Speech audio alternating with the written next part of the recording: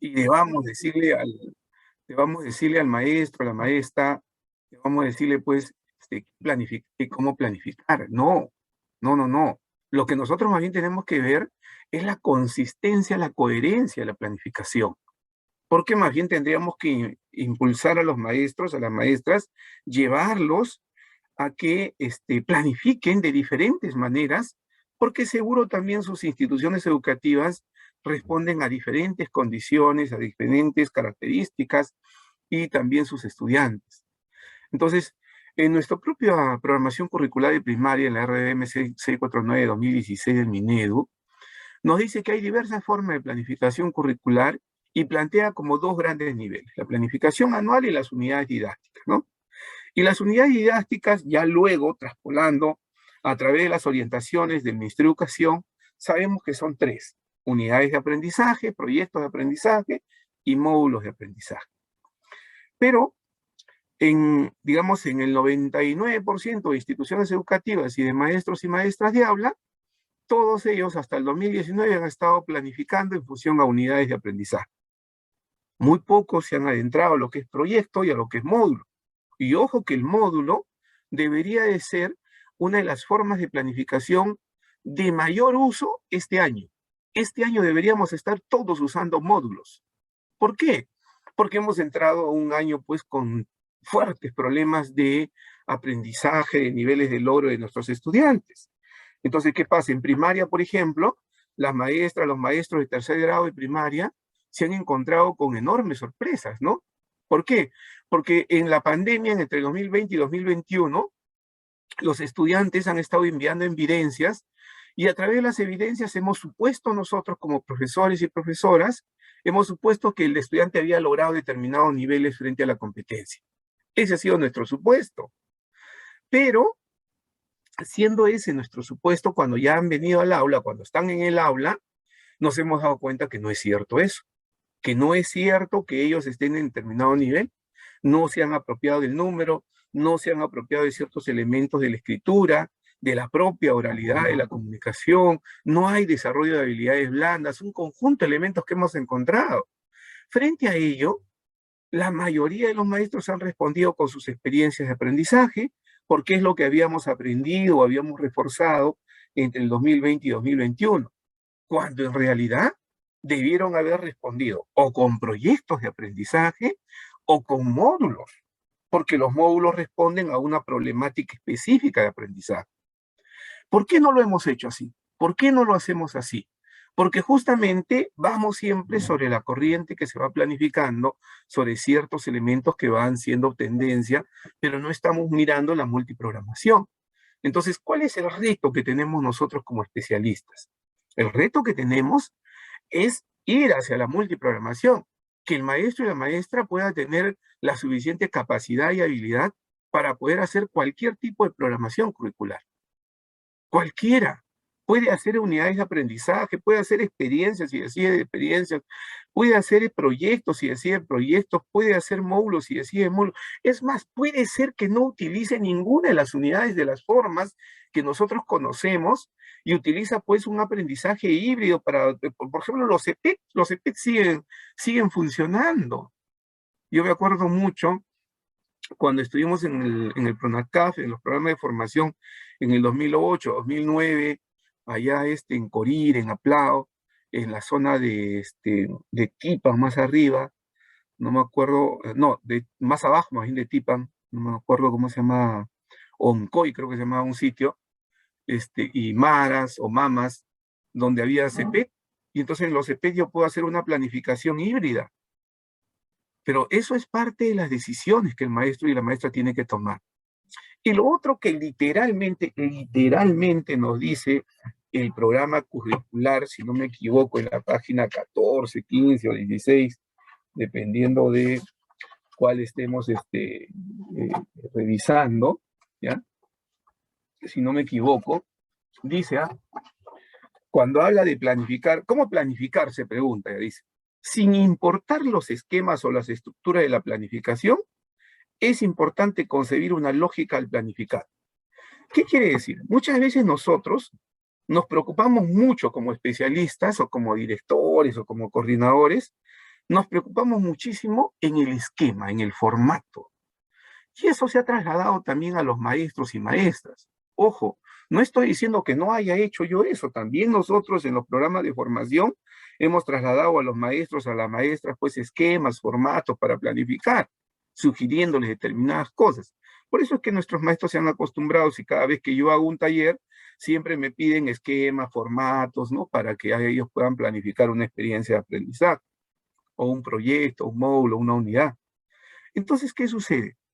Pero nuestro currículo, la programación curricular de primaria, en la 649, dice, no importan los esquemas o estructuras que la planificación tenga. Y eso es real. No podemos quedarnos en la forma, en el formato de la planificación. Eh, lo más importante en la planificación curricular más bien tiene que ver con esa consistencia y esa coherencia de la planificación. Es decir, si nuestra planificación es consistente, es coherente, y esa coherencia se nota, se trasluce cuando yo estoy revisando la propia planificación, la propia programación, o también cuando estoy haciendo de repente el acompañamiento al maestro, a la maestra, ¿no? Entonces, dos elementos claves que deberían así de ser elementos como transversales, elementos articuladores de la planificación, es el enfoque por competencia y es la evaluación formativa. Yo tengo que sentir, yo tengo que percibir cuando estoy acompañando a un maestro o una maestra que estos dos enfoques están claros en su planificación y no solo en su planificación, sino también en la ejecución de la sesión de aprendizaje. Y ahí es donde viene justamente la disonancia, ahí es donde viene un divorcio entre lo que yo estoy pensando y en lo que estoy planificando y lo que estoy haciendo.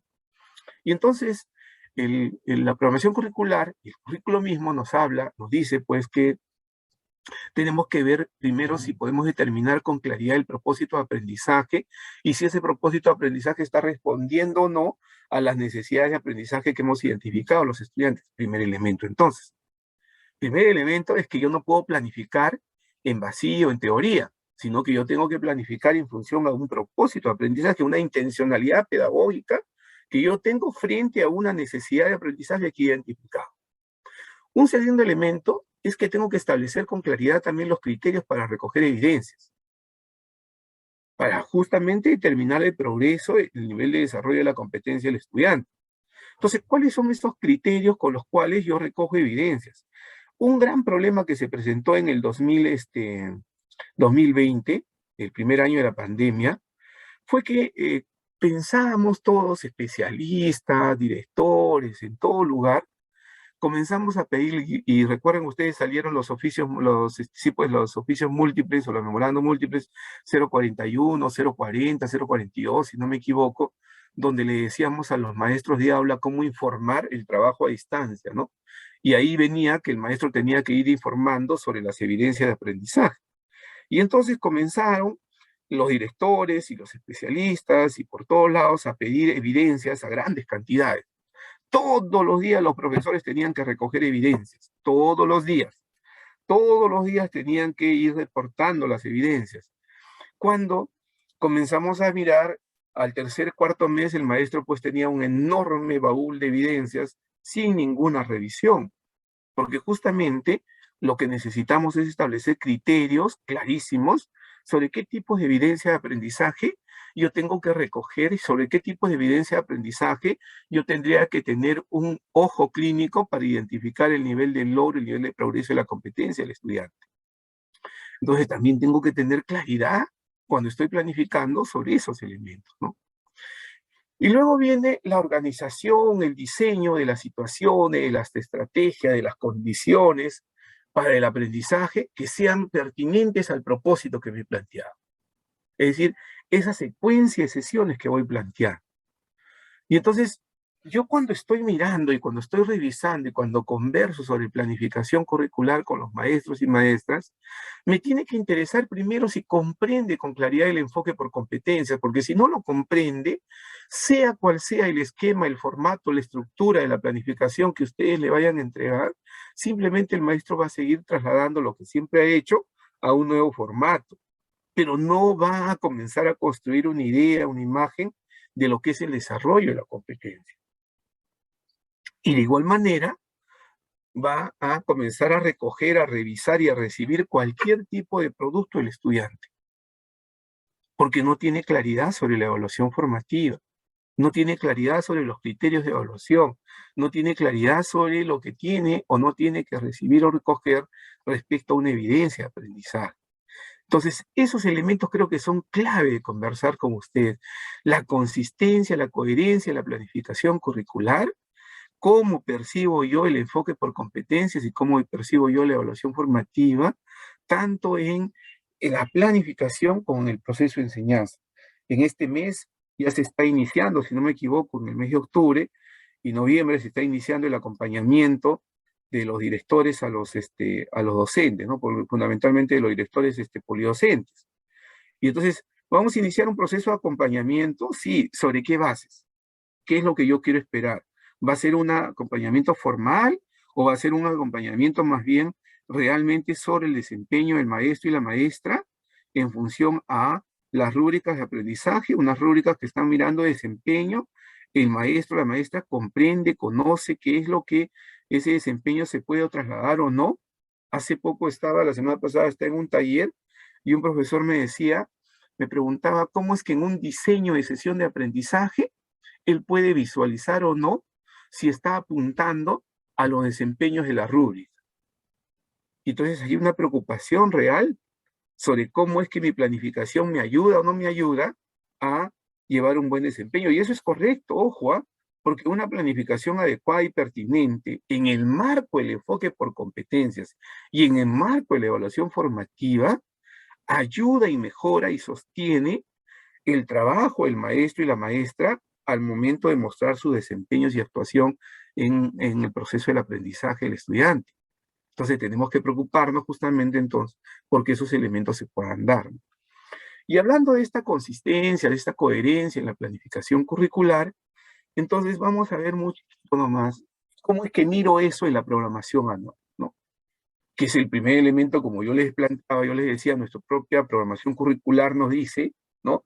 Que hay como dos niveles de planificación curricular, la planificación anual y las unidades didácticas. Y ya les expliqué que podemos hablar de diversas unidades didácticas y además, si ustedes revisan, no hay un documento formal, estructurado, normativo, que te diga cuál es la unidad didáctica que vas a usar.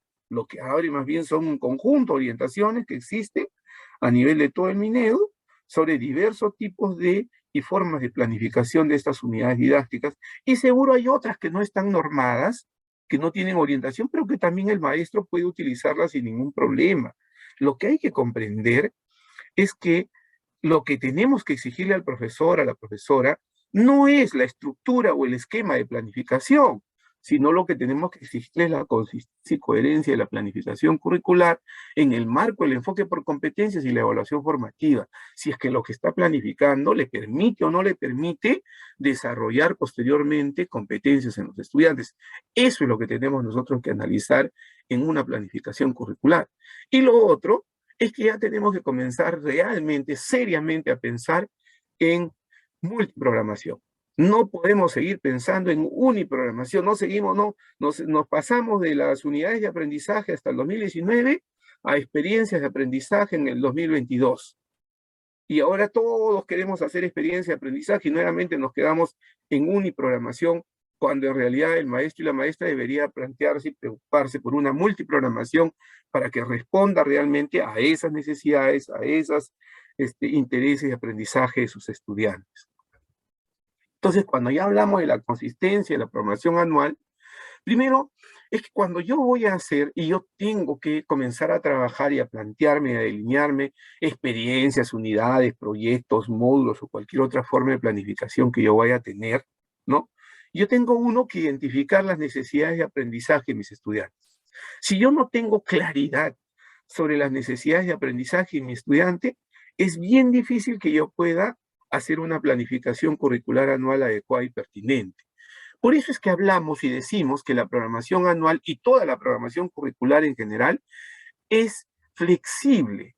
Y ese término flexible tendría que ser asumido desde el director hasta el jefe de gestión pedagógica de cualquier DRE o UGEL. Porque muchas veces queremos que las programaciones se ejecuten tal cual, cuando nuestro propio propio currículo, cuando habla de las características de la programación anual, la programación curricular, nos dice que toda programación curricular es flexible. ¿Y por qué flexible? Porque pues dadas diferentes condiciones o situaciones, es posible que yo no comprenda o yo no conozca cuáles son las necesidades de aprendizaje de mis estudiantes y las 2 primeras semanas de marzo, cuando estoy planificando, en realidad estoy planificando sobre base teórica, sobre teoría. Y ustedes miran, profesor Julio, pero no, no es cierto, porque uno siempre sabe cuáles son las necesidades de aprendizaje del estudiante, sabe cuál es el nivel de logro del estudiante. No, porque digamos que yo soy maestro o maestra de primer grado de primaria, de primer grado, ¿sí? Y estoy recibiendo recién a los niños y niñas, no los conozco, no he recibido a nadie, y estoy en las primeras 2 semanas de marzo, estoy haciendo mi programación anual. Pero esa programación anual que estoy planificando, la estoy planificando justamente, un segundito, disculpe, ¿ya? Voy a cortar las notificaciones.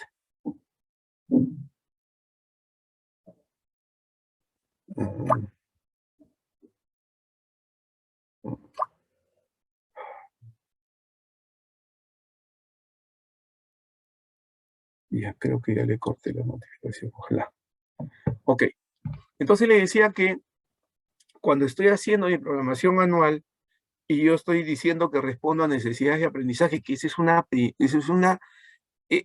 es sí o sí, es un prerequisito para poder hacer una programación curricular. Yo tengo que reconocer cuáles son las necesidades de aprendizaje de mi estudiante. Tengo que conocer cuáles son los niveles de logro respecto a la competencia. Pero estoy en primer grado de primaria, no conozco a ninguno de los chicos o chicas, y estos estudiantes pues que voy a recibir, recién los voy a recibir después de haber programado, después de haber planificado. Por eso es que mi programación es una hipótesis planteada, propuesta sobre lo que voy a hacer, pero que puede ser que después que yo los conozca y haga una evaluación diagnóstica, yo pues decida cambiar mi programación anual. Ese es un primer elemento. Entonces yo necesito conocer necesidades de aprendizaje. Otro puede ser un caso de profesor contratado que ingresa a las escuelas, no conoce a los estudiantes, por lo tanto va a tener que planificar primero en teoría y después ir modificando, ir cambiando lo que está planificando. También puede ser un profesor pues de ciclo, ¿no? Porque normalmente los profesores se mueven en ciclo, en primer y segundo grado son un grupo de profesores, otros los reciben en tercero y cuarto y otros en quinto y sexto, y entonces pues tienen alguna referencia, pero no necesariamente tienen todos los elementos para poder planificar. Pero lo mejor que tenemos que hacer nosotros siempre es identificar la necesidad de aprendizaje del estudiante, el nivel de logro en el cual se encuentra. ¿Por qué insisto en esto? Porque les insisto, por ejemplo, qué es lo que nos ha pasado este año y que posiblemente el próximo año también se vuelva a repetir. Nos ha pasado que hemos entrado a primer grado de primaria y los pequeños pues no tenían un conjunto de habilidades que normalmente siempre han tenido cuando llegaban. ¿Por qué? Porque no han hecho inicial, porque no han desarrollado pues todo sus habilidades finas y psicomotrices, sus habilidades blandas no las han desarrollado, las han tenido que hacer a distancia, en casa, con papá y mamá o con cualquier familiar que estaba en la del hogar y que no necesariamente ha garantizado el desarrollo de las competencias. Por lo tanto, los he encontrado pues con serias dificultades. Lo mismo pasaba con los niños de segundo, de tercero, los chiquitos que están en sexto grado de primaria, muchos de ellos con serias dificultades para leer, para escribir, porque han hecho pues quinto y cuarto grado de primaria, lo han hecho a distancia. Toda esa problemática es la que yo tendría que identificar en esas necesidades de aprendizaje. Un segundo elemento es el contexto. Yo tengo que comenzar a comprender y a conocer de que no puedo hacer una programación anual sin tener en cuenta el contexto en el cual estoy trabajando. Es diferente si yo estoy en La Joya o si yo estoy, no sé, en Caylloma, arriba, en la zona de Orcopampa, o en la zona de Corire, o en Islay, en Cocachacra. O sea, es diferente. El contexto siempre tiene que ser un elemento vital que me permita a mí mirar hacia dónde va a ir mi programación, mi planificación. Entonces tengo problemáticas del contexto, tengo potencialidades del contexto, ambos elementos. Y ahí un consejo que siempre le doy a los maestros, a las maestras. Hemos comprendido de manera inadecuada qué significa diagnosticar el contexto. Y muchas veces yo encuentro en los propios PIA, en los PI, en los PAT, yo encuentro un diagnóstico situacional o un diagnóstico del contexto y la realidad de la institución educativa de 6, 7 páginas, que es engorroso, que es terriblemente soso. ¿Y qué pasa ahí? Que creemos nosotros que diagnosticar o reconocer el contexto es reconocer todo lo que existe ahí. Y en realidad, cuando hablamos de problemáticas, estamos hablando de aquellas problemáticas que pueden ser elementos claves para generar aprendizajes en el estudiante. No estamos hablando de todo, no estamos hablando del contexto en vacío, no. Estamos hablando de problemáticas que pueden ser elementos clave para generar aprendizajes en ellos. O estamos hablando de potencialidades que pueden también servir como aspectos claves para generar justamente aprendizajes en estos estudiantes, porque hay potencialidades del contexto que me permiten a mí poder, pues, desarrollar esos aprendizajes, ¿no? Hace unas semanas yo he estado con Camaná y voy a regresar con Camaná y, por ejemplo, hablábamos y diseñamos algunas experiencias de aprendizaje teniendo en cuenta el camarón, teniendo en cuenta el arroz, la quema de la paja del arroz, la producción de los frijoles, los granos secos, el tiempo de la payapa o el recojo que se da con los estudiantes de secundaria, o el desarrollo de las artesanías costeras que se dan en la época pues de el verano, de las vacaciones, y a partir de esos elementos de contexto poder desarrollar una programación mucho más adecuada al espacio donde vive el estudiante. Ese es un elemento que hay que tener mucho cuidado. Entonces yo tengo siempre que partir de un contexto, parto de un contexto, mi región, que es Arequipa, parto de dónde estoy yo, no sé si estoy en la provincia misma de Arequipa, o si estoy en Camaná, en Islay, en Cayoma, en Castilla, en Condesuyo, en La Unión, Carabelí, tengo que ir mirando ese contexto, y dentro de ese contexto además también encuentro diferente, porque es totalmente diferente. Miren, si yo estoy en Arequipa, nada tendría que ver José Luis Bustamante Rivero y pensar que es lo mismo que San Juan de Tarucán, un sitio que lo he vivido y lo he gozado muchísimo, ¿no? O lo mismo cuando voy transitando a La Joya, Vito, Santa Rita de Siguas y Santa Isabel. O sea, siempre van a haber contextos distintos, contextos diferentes. Esos contextos distintos y diferentes los tengo que tener en cuenta en mi programación, porque van a alimentar lo que yo estoy trabajando. Tengo entonces potencialidades, tengo demandas. En este caso, este ejercicio se hizo trabajando con el distrito de José Luis Bustamante Rivero, y ahí tengo potencialidades, tengo demandas que se van dando, tengo problemáticas del contexto, pero problemáticas que me van a servir a mí para desarrollar, les insisto, aprendizajes. Siempre estoy pensando en eso. Estoy pensando en problemáticas que puedo utilizar como elementos de aprender. Entonces, si quiero aprender, si tengo que aprender, necesariamente tengo que utilizar estas problemáticas o estas potencialidades del contexto para poder engancharlo a lo que yo quiero trabajar. Eso es algo que es importante que ustedes tienen que tener en cuenta. Y lo otro que les decía es, tengo que identificar necesidades de aprendizaje en mis estudiantes. Entonces, ¿cómo está respecto a las competencias que quiero trabajar? Porque no identifico necesidades temáticas, que eso es algo que yo quiero trabajar mucho, muy fuerte, porque hay todavía una fuerte mirada de los contenidos como contenidos. Entonces, tenemos que comenzar a pensar más bien en esas necesidades de aprendizaje, pero respecto a la competencia y a los niveles de logro de la competencia. ¿Qué necesita el estudiante respecto a la competencia? Y ahí viene lo que yo les decía, que muchas veces yo pudiese encontrar que en realidad lo que necesito trabajar con mis estudiantes no es una experiencia, una unidad, un proyecto, sino un módulo. ¿Qué sucedería si yo encuentro que mis estudiantes tienen pues serias necesidades en la competencia de diversos tipos de textos en su lengua materna? ¿Ya? Pero dentro de ello, fundamentalmente, tienen necesidades vitales en el uso de recursos ortográficos para darle sentido y coherencia al texto. Entonces, ¿qué voy a hacer yo? Si hago una unidad, si hago una experiencia o si hago un proyecto, no me va a ayudar. Yo tendría que trabajar un módulo para orientarme y dirigirme solamente a este aspecto de la competencia, una parte, la capacidad, una capacidad de la competencia, para resolver un problema de aprendizaje específico del estudiante. Entonces, por eso es que yo necesito identificar necesidades. Y muchas veces puede ser que podamos empezar más bien el año con módulos o con proyectos y después